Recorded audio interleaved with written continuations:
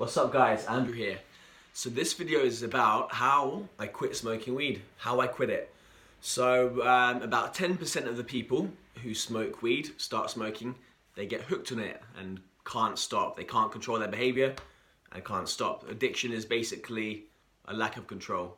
Essentially being a slave to a behavior, that's addiction. And I was one of those 10% who got hooked and couldn't control it, couldn't stop. And so I started smoking 15 years ago at age 15. 4 years later or so when I was 19 and I went to university, I moved to a different city, not living with my parents anymore but living with other students. Also got a student loan, so like access to money. And so that's when I started to learn how to roll. And essentially, rather than just doing it with friends, when I was with them and they would have one, they would roll one, I would start doing it. That's when I started doing it, smoking weed by myself. You know, I would buy it with the student loan, and then I learned to roll just by watching YouTube videos, and then that was it. And I think maybe about a year and a half later, I tried to actually quit, or at least have a break, and then realized, okay, nah. I'm kind of hooked on this stuff and it's not that simple. Not as simple for me as just quitting. And so then, long story short, I spent the next 10 years trying to quit.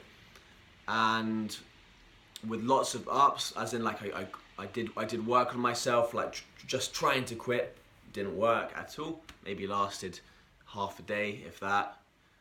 The cravings were just too strong for me, and the only way I knew how to get rid of the cravings was to smoke. And these cravings were extremely overwhelming, and I couldn't just be with them for very long.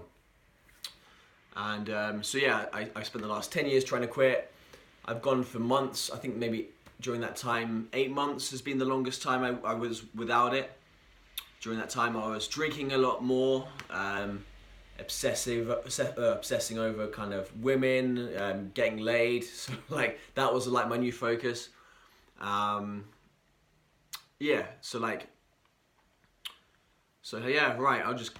did I quit? So there's been times I've quit effectively for like long periods of time, but then falling back into it. So basically I spent the last 10 years really just kind of researching addiction and psychology, behavior, getting ourselves to do the things that we want to do but find it difficult. Been researching how to do that, high performers, doing all sorts of kind of mind techniques, neuro-linguistic programming, all kinds of things, meditation, yoga, and just basically really like journaling and really kind of noticing the patterns. Okay, what's working, what's not. So how did I quit? Essentially, so if we're trying to quit something but having difficulty, essentially there's conflict. So think of it like a line with a plus and a negative. If you're doing this behavior, there's reasons why you're doing it. You're getting something from it. These are the plus reasons, maybe because it's fun, it's sociable, relaxes you, that kind of thing.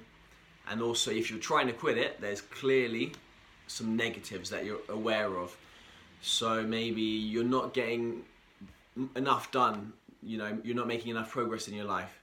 Maybe it's costing you money, it's taking away your energy, your motivation, your focus, your kind of like drive for life. So clearly you've got positives and you've got negatives. And if you're trying to quit with all these positives, then it's very difficult to do it permanently in the long run. Like maybe it's your number one tool for relaxing you, for overcoming stress, taking the edge off. And if you're feeling these if you say you've quit, maybe you're a day in or a week in or whatever, an hour in, half an hour in, and then this craving comes, these overwhelming emotions or these feelings of just like intensity. Maybe you have an argument, you know, there's like a issue in your life comes, and the only way to relax yourself is to smoke a joint. So, you know, the alternative is just being incredibly unrelaxed, and you know that's not fun at all. So then The voice comes in, just one more time, I won't have any tomorrow. Then then that starts again. Then that can turn into days, weeks, months, years of smoking. So essentially, trying to quit with this conflict, the plus and the minus, it's extremely difficult, if at all possible, in the long run. And so what needs to be done is for this conflict to be resolved. So it's like a tug of war, the plus versus the negative. It's like I can't versus but I have to. It's like a tug of war. So what we need to do is take the power away from the pluses. So I'll draw back from my own experience. So for me, I would quit the way I come to, well, the reason I would smoke was to essentially ease the tension, just to kind of feel like a kind of thing, just like the tension being lifted, the tension being eased. So that's why I would smoke. That was like my number one. And so my number one for quitting as well I just felt shit. I felt depressed in the long run. I felt very anxious, and very unconfident, and just kind of just feeling really bad about myself. And in fact, quite the opposite of feeling relaxed. So that's kind of interesting in itself, don't you think? It's like I would smoke because it relaxes me, and I want to stop because I feel extremely unrelaxed. Smoking this stuff every day makes me feel very anxious and bad about myself. When I'm confident, that's when I'm the most relaxed. When I'm unconfident and kind of ashamed, like I'm trying to quit this thing every day, but I can't, and I'm getting nothing done, my commitments, I'm just not doing them. It's the opposite of being confident for me, being ashamed, feeling guilty, letting people down, letting myself down. And when I'm like that, I don't feel at all relaxed. So it's the big conflict. It relaxes me, but it doesn't. So basically, to resolve this conflict, I need to see through the illusions that I'm telling myself as to why I'm smoking this every single day. I need to see through the illusions and take some time to really like sit with ourselves and really kind of, okay, is it true it relaxes me? Is it true? Okay, it's not true. It's not true. And what's really essential from my perspective is to just really take time, just dig it in, and relearn it, rewire our mind essentially. And so like now, when I think of smoking weed, first of all, I don't think of it anymore.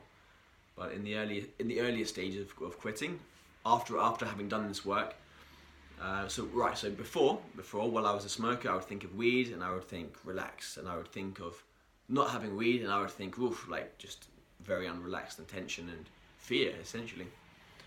And then once I had rewired myself and then quit, so it's very important to rewire yourself while you're smoking and then quit after having rewired yourself. Because if you just try and quit, it's just going to be too much conflict. So do the rewiring for about a week or whatever's right for you, but a week's good.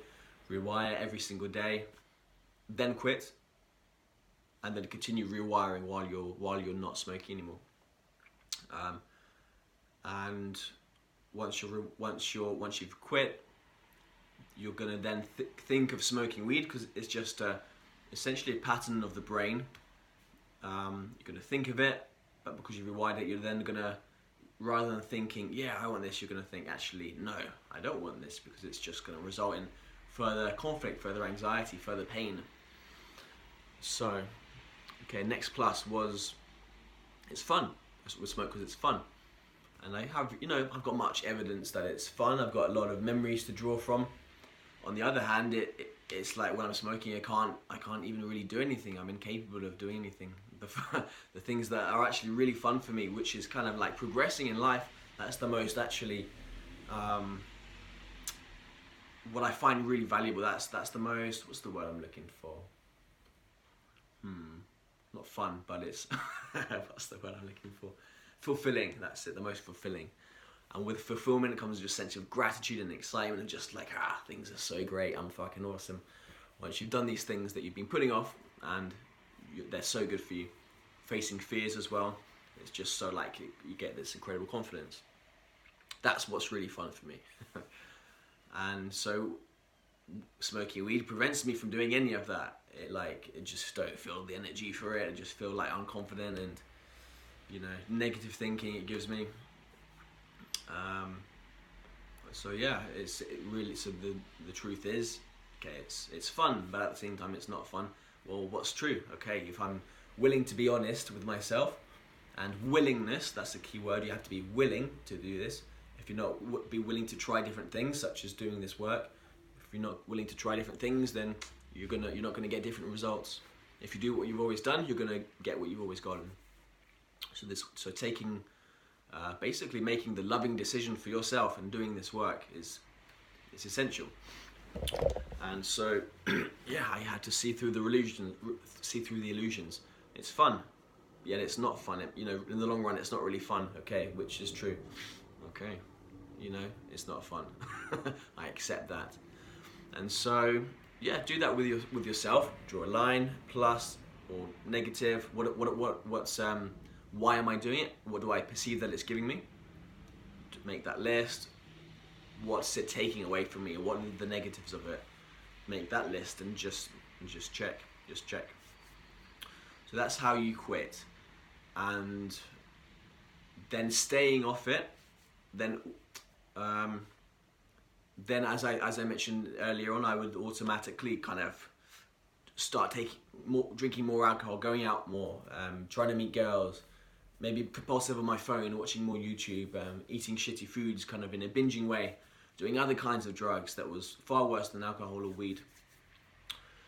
So that's essentially trying to solve an inner problem or an inner discomfort, inner pain, with using outside means. And it's really, there's a problem within, and we look outside to try and fix it or to suppress it or to distract from it, hide from it. So looking outwards to solve an inner problem.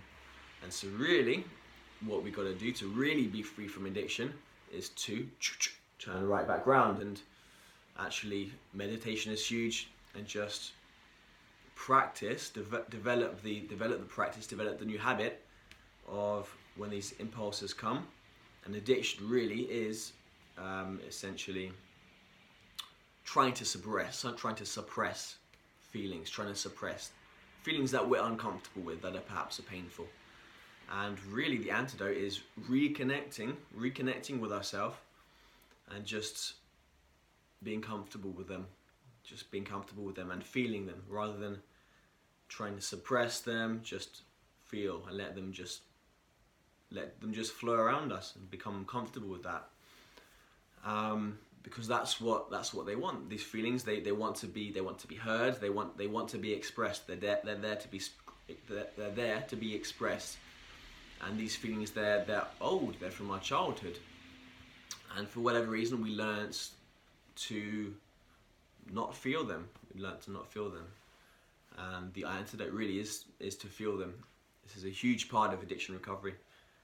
To make it so that you don't get fixated on other things. It's to let these feelings, rather than keep tucking them down, just let them come up and let them just do their thing, and eventually they will dissolve. Then in time you won't need to be reaching out anymore, because there's no pain to suppress anymore. And I believe that there'll never be a point in our lives where there's nothing left, but that doesn't mean to say we're going to be addicted, experiencing addiction for the rest of our lives. But I don't know. I perceive that there'll always be more work to do. Essentially, there'll always be more work to do. It's a lifelong journey. There is more involved in addiction recovery that I've been up to. That's been really, really helpful. But I don't want to make this video too long for you. But those two things are huge. Just resolving the conflict, or the reasons to keep doing this thing, or the illusions that this thing gives you. Just basically see through the illusions. Just knock them out one by one. It's sociable. Actually, it makes me isolate myself. So fuck that. It's not sociable. Another illusion. Bullshit. Just keep dispelling those illusions, as well as get more comfortable. feeling, just, and it's, you know, as men in this world, as boys, we're taught that feelings are for girls, blah blah blah, all that shit. But it's not true. Forget about that nonsense. Being in touch with our true feelings, and being in control rather than being controlled by behaviors because we're too scared to feel. Being scared to feel, that's not very powerful. Being in touch with ourselves, that's powerful. So it's time to develop that power and to redevelop that connection with ourselves and our consciousness, with our inner body, with our own experience. So I hope that helped. Leave a comment, reach out to me. I'll be making more videos. Catch you later.